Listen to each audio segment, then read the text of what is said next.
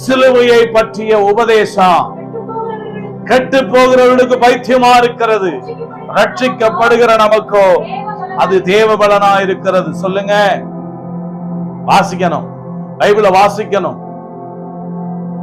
சிலுவையை பற்றிய உபதேசத்தை இந்த உலக மக்கள் கேட்க விரும்பல. இன்னைக்கு யூடியூப்ல நிறைய ஷார்ட்ஸ் வருது, ஸ்கிப் பண்ணி இன்னைக்கு நிறைய பேர் அதுல நேரத்தை போக்கி அப்படியே போய்கிட்டே இருக்கு. அதுக்கு ஒரு கணக்கே இல்ல, அதுக்கு ஒரு முடிவே இல்ல. ஆனா கடைசியில் அது எங்க கொண்டு போய் முடியும்னு சொன்னா, உன் நேரத்தை எல்லாம் விழுங்கி பாதாளத்திலே கொண்டு போய் விடும்.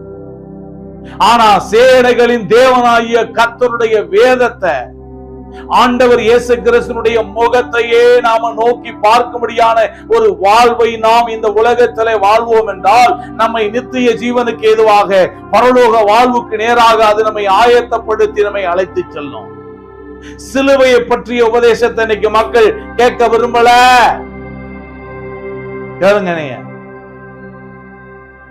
பூதனமான உபதேசங்களை கேட்க விரும்புறாங்க, பாரம்பரியமான காரியங்களை கேட்க விரும்புறாங்க.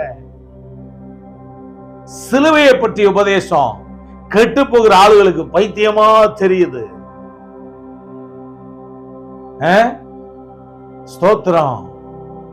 ஆனா ரட்சிக்கப்படுகிற நமக்கு அது தேவ பலன். நீ கெட்டு போகிற ஒரு மனுஷனாக மனுஷியாக இருந்தீங்கன்னா ஞாயிற்றுக்கிழமை ஆராதனையை முக்கியப்படுத்த மாட்டேன். ஆனா சிலுவை பற்றிய உபதேசத்தை நீ கேட்கும்படி விரும்பினா கர்த்தருடைய ஆலயத்தை முக்கியப்படுத்தி சிலுவையின் செய்திய தேவ சமூகத்தில் அவருடைய நன்மையை தேடி ஓடி வருவ. அது உனக்கு தேவ பலனாக இருக்கும். சிலுவை பற்றிய உபதேசத்தை கேளுங்க, அதுதான் உங்க வாழ்வு நித்திய ஜீவனுக்கு நேராக அழைத்து செல்லும். பாதாளத்தை, கீழான பாதாளத்தை விட்டு விலகும்படி விவேகிக்கு எது ஜீவ வழியான் தெரியுமா? உன்னதத்தை நோக்கும் வழி. இன்னைக்கு நிறைய மக்கள் சிலுவையை பற்றிய உபதேசம் தான் நம்மளை உன்னதத்துக்கு நேராக அழைத்து செல்லக்கூடிய, பரத்துக்கு நேராக அழைத்து செல்லக்கூடியதான வழியா இருக்கு. ஏன்னா சிலுவையின் மூலமாகத்தான் நமக்கான மீட்பு என்ன செய்யப்பட்டிருக்கு? சம்பாதிக்கப்பட்டிருக்கிறது.